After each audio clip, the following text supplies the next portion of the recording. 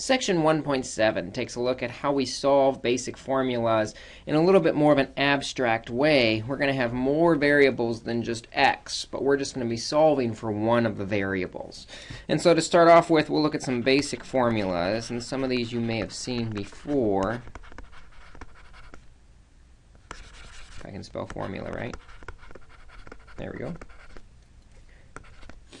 For example, we might have solved an equation like area equals length times width times height for maybe the width. What this means is we're going to solve for the variable w. We want to get that variable w alone, and we will treat the other variables as constants. And a constant is just a fancy way of saying numbers. So just like we would solve 5 times w by dividing by 5, L times w will clear the L by dividing by it. Similarly, we can clear the times h by dividing by the h.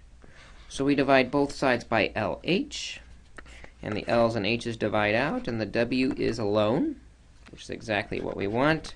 The width is equal to the area divided by the product of the length times the height. We have now solved for, gotten the w alone. That's our goal with solving these formulas. So if we have, for example, the formula for the area of a diamond, the area is equal to 1/2 times diagonal 1 plus diagonal 2, we could solve this for one of the diagonals. How about diagonal 1? That means I'm going to treat diagonal 1 like my variable, and the other stuff is all just numbers. We can clear the fraction in one of two ways. We can distribute the fraction and deal with it along the way, or we can clear the fraction right at the beginning, and I'm going to do that by multiplying both sides by 2. Clears the denominator of 2. So we have 2a is equal to d1 plus d2. Remembering our goal, is not to erase d1, it is to highlight d1. Our goal is to solve for the d1, getting that d1 alone, and we can do that real quick by subtracting the d2 off. Just like if that were a number, we would subtract that number off the end. Now notice we do not have like terms, so there's no combining on the left. We just have 2a minus d2 is equal to d1. And now that that d1 is alone, we have our final solution. Now along the way as we're solving these formulas, on occasion it turns out that the formula is asking us to solve for a variable that is in 2 different locations, or 3 or 4, more than one location. So we can't just get it alone. Instead, we might have to think that factoring may be required. And usually this is just factoring of a greatest common factor, or specifically not the greatest, but the variable we want. Which means in order to do this, we're going to have to separate the variable, that's the one we're solving for, from the constants, or the parts that we are not solving for. So let's take a look at an example where we do just that. How about this example? We have ax plus by equals cx minus dy. We're going to solve it for both x and y. So really this is 2 different problems. We're going to solve it for x, and then we'll come back and look at it again and solve it for y. So first, when we're solving for x, you notice we've got the x's in 2 different places. We need to get those x's all on the same side of the equation. So I'm going to subtract cx from both sides. And that's going to move all of the x's to the left side. Anything that does not have an x, though, we want out of the way.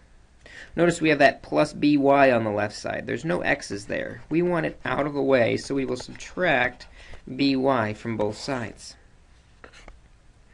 When we do, the left side, ax minus cx, every term has the variable we're looking for. On the right side, negative dy minus by has no x's. Since every term now has that x that I'm looking for, we can factor that x out, leaving a minus c equals negative dy minus by. And the reason this is nice is that now puts all the x's in one place. X times the stuff. We can then get rid of the stuff by dividing it out as a group, a minus c, which leaves us just with x equals negative dy minus by over a minus c. That's solving the equation for x. However, we were also asked to solve it for y, so now we'll do it again. I'm just going to copy the problem down again for us. ax plus by equals cx minus dy. But this time we're solving it for the variable y. And again, we see that the y is in two different places. We need to get those y's all on the same side. And it doesn't matter which side. I'm just going to move them to the left side by adding dy to both sides. Now all the y's are on the left. We want everything else on the right. So we do that by subtracting ax from both sides. Now we have by plus dy equals cx minus ax. And again, with both y's on the same side, we can now factor those y's out, leaving us with just b plus d equals cx minus ax. Now we have y times the stuff. We can divide by the stuff, b plus d. And that leaves us with our final answer that y is equal to cx minus ax over b plus d. Our final solution. Now these equations can become quite complicated and involved, but the process and the idea behind them is exactly the same. If we were doing 3 times a plus b minus ab equals 5 times a plus b, we can solve this equation for a. And notice we have several a's. We're going to have to get all those a's on one side and everything without an a on the other side. Of course, these parentheses get in the way. So how do we handle the parentheses? Well, we know we can distribute through parentheses. So we have 3a plus 3b minus ab equals 5a plus 5b. Now we're going to look at where our a's are. We've got an a in the first term, in the second term, and just after the equal sign. We want all the a's on the same side, so it's probably easiest to move them to the left. We'll subtract 5a from both sides. Line up the like terms. And we need to get rid of that 3b because there's no a's on it, so we'll subtract 3b from both sides. Lining up the like terms. So now we've got 3a minus 5a. Notice those are like terms. The variable part does match. So we have negative 2a. Still have the minus ab equals 5b minus 3b is 2b. Now we can factor out the a that is in common in both, leaving behind negative 2 minus b equals 2b. Finally, get the a alone by subtracting both sides by that group. Dividing both sides by that group. Negative 2 minus b. And we're left with a is equal to 2b over negative 2 minus b. Let's try one more of these. How about we do x plus y times 3 minus x equals 5xy. And we're going to solve this equation for y. Again, we need to get rid of the parentheses here in order to get at the y's that are on both sides of the equation. We get rid of the parentheses by FOILing it out. So we have 3x minus x squared plus 3y minus xy equals 5xy. Now we want to get all the y's on one side. I notice we've got 2 of them on the left and 1 on the right. So let's move them over by subtracting 5xy from both sides. Lining up the like term, lining up the xy. And then we'll get rid of the things that don't have an xy. So we'll add x squared. That don't have a y. And we'll subtract 3x. So we'll add x squared and subtract 3x from both sides. That leaves us with 3y minus xy minus 5xy is minus 6xy equals x squared minus 3x. Now we can factor out that y from each term, leaving behind 3 minus 6x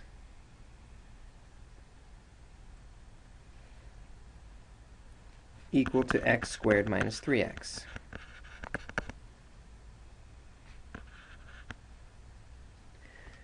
Finally get the y alone by dividing by the 3 minus 6x. And we're left with y equals x squared minus 3x over 3 minus 6x.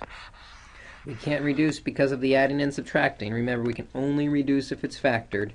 And we could try and factor it to see if it reduces. This one doesn't, because when we do factor, we get x times x minus 3 over 3 times 1 minus 2x.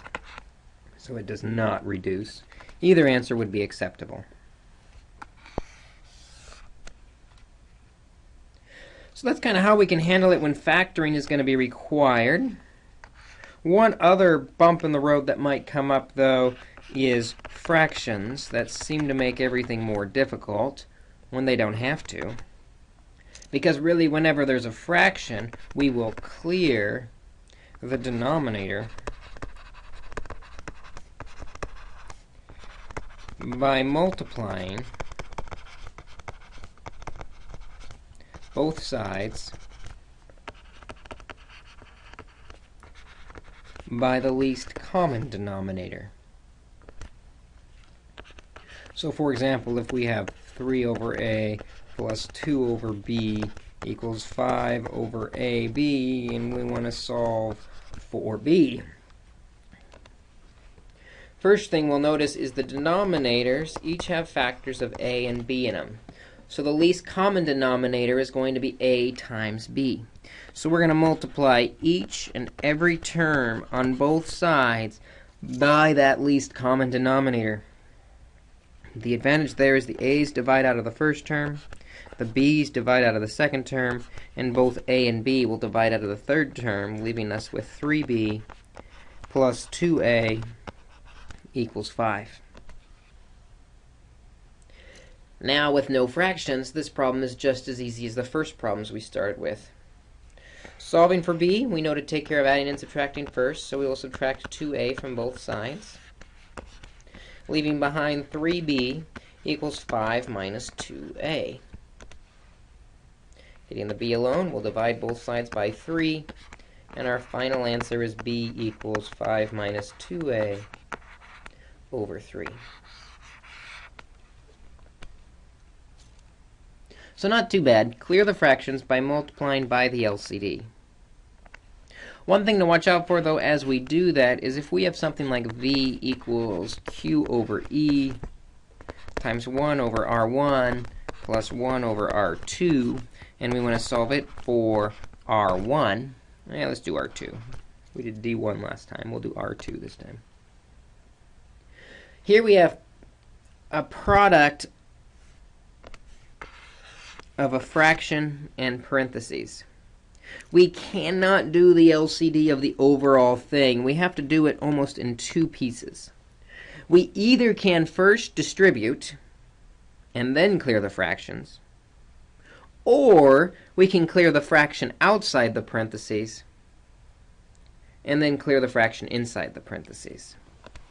I like the distributing idea, so I'm going to distribute through the parentheses. That's going to give me V equals Q over E R1 plus Q over E R2, multiplying fractions straight across. Now for our least common denominator, we see factors of E, R1, and R2.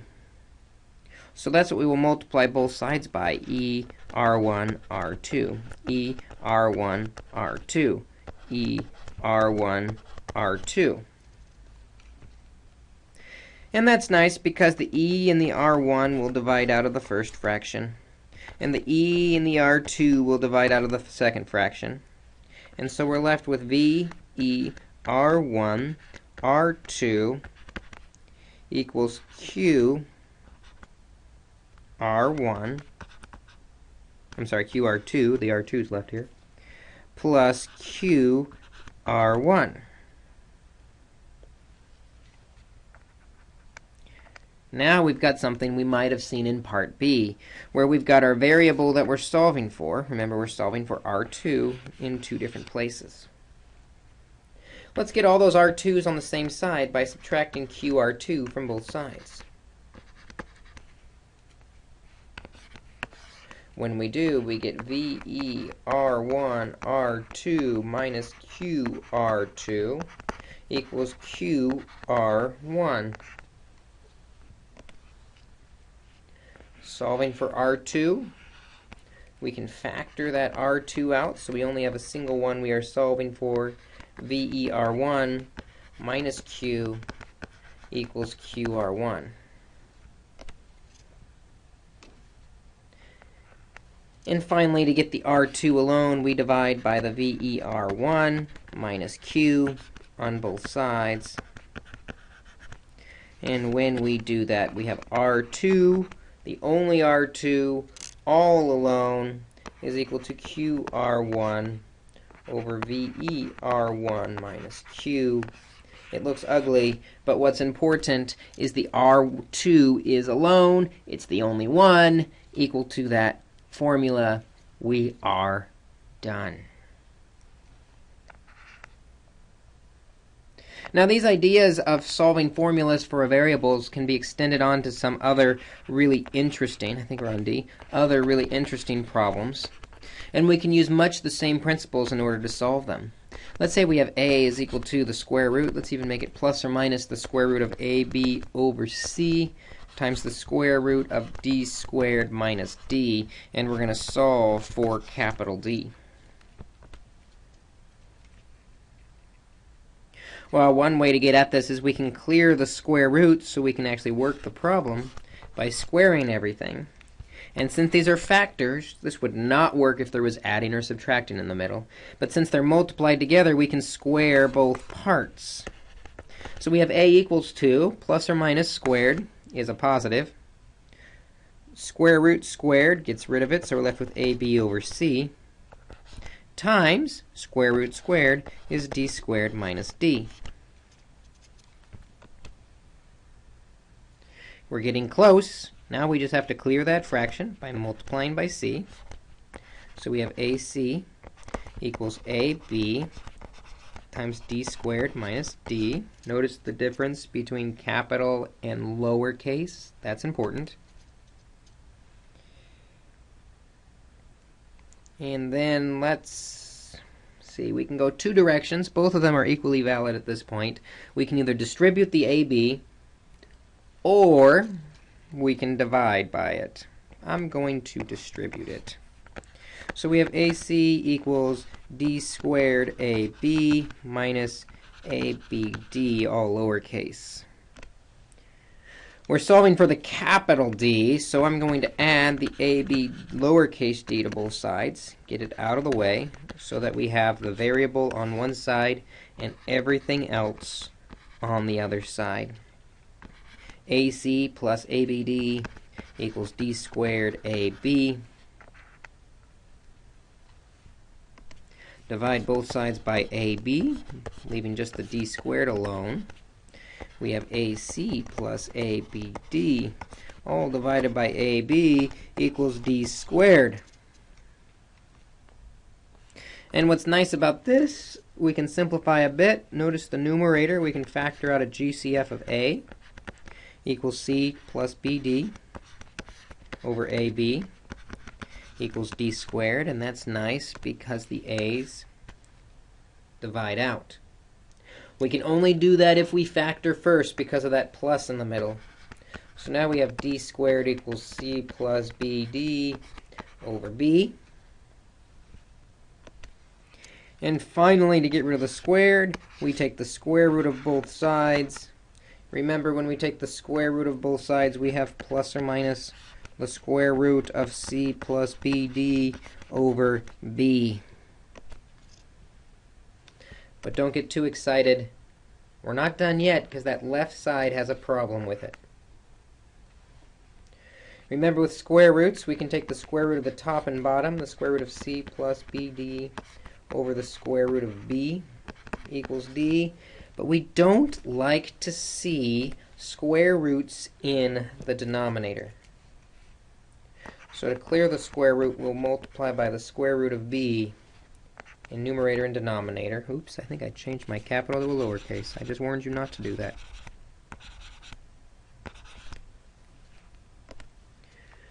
When we rationalize the denominator, then, we have plus or minus the square root of. All that's under a square root, so we can just leave it as a factor. B times c plus bd. All over square root of b times square root of b is just b. And that is what d is equal to. So a bit of an involved process, but the pattern and the idea is still the same. We want to get at that variable that we're solving for. If needed, we get all that variable on one side, everything else on the other side, and then we can isolate that variable. Let's actually summarize this in a simple process review, so we have a clear guideline of how to solve these linear formulas. First thing we might want to do is clear any parentheses. And we can do this simply by distributing. Once we clear the parentheses, if there are any, we can clear any fractions. And we do that by multiplying by the least common denominator. And that's going to give us a nice linear formula that we can separate the variables from the constants.